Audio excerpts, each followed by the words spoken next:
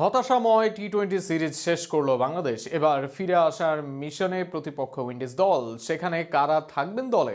Middle অর্ডারে কি ফিরবেন সাব্বির মোসাদ্দেকরা? দলে আসবেন কি সৌম্য অঙ্কনরা? এর বাইরে বোলিংয়ে কি কাউকে পরিবর্তন করবে দল? করবে কোনো পরীক্ষা নিরীক্ষা? সব মিলিয়ে আইরিশদের বিপক্ষে পরবর্তী সিরিজে বাংলাদেশের সম্ভাব্য টি-20 স্কোয়াড নিয়ে বিস্তারিত থাকছে প্রতিবেদনা। 10 মাস আগে এই বাংলাদেশ দলই ওয়েস্ট ইন্ডিজকে হারিয়ে এসেছিল তাদের মাঠেই, তাদের বিপক্ষে। কাগজে কলমে সেই উইন্ডিজ দলই ছিল বেশি শক্তিশালী, অথচ 10 মাসের ব্যবধানে মুদ্রার ওপিঠ দেখল টাইগাররা। যে কারণে এবার পরিবর্তনের ডাক বাংলাদেশের ভক্তরা।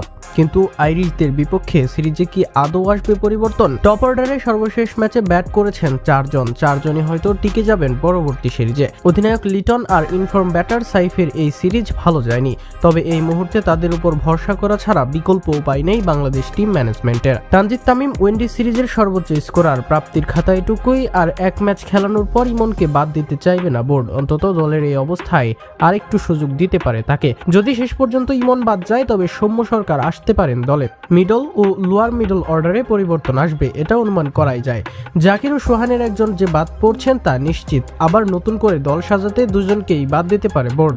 মিডল অর্ডারে দলে আসতে পারেন ঘরোয়া আসরে ভালো করা মহিদুল অঙ্কন। অপরদিকে সাব্বির রহমান ও ইয়াসির রাব্বিকে নিয়ে আলোচনা আছে।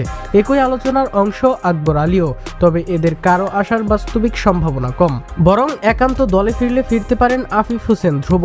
এর সাথে হংকং 6-এর পর তোফাইল বা সাইফুদ্দিন কাউকে দলের অংশ করতে পারে বিসিবি। অপরদিকে হৃদয় হয়তো টিকে যাবেন আবার, তবে বিপিএল এর আগে এই সিরিজটাই হবে তার অ্যাসিড টেস্ট। পেস আক্রমণে তাসকিনকে ক্লান্ত লাগছে। এর উপর আইরিশদের বিপক্ষে টেস্ট সিরিজেও থাকছেন এ+ ক্যাটাগরির এই বোলার, যে কারণে টি-20 সিরিজে না থাকার সম্ভাবনাই বেশি তাসকিনের বদলে আইরিশদের বিপক্ষে সুযোগের দৌড়ে এগিয়ে আসে হাসান মাহমুদ। খালেদ আহমেদকেও বিবেচনা করতে পারে দল, তবে ডেথ ওভারে বোলিং এবং তাসকিনের সম ক্যাটাগরিতে হাসানকে নেওয়া হতে পারে দলে। সব মিলিয়ে আয়ারল্যান্ডের বিপক্ষে এটাই হতে পারে বাংলাদেশের সম্ভাব্য টি-20 স্কোয়াড। এবার দেখা যাক বিসিবি আদতে কাদের রাখেন আর কাদের বাদ দিয়ে ঘোষণা করেন দল।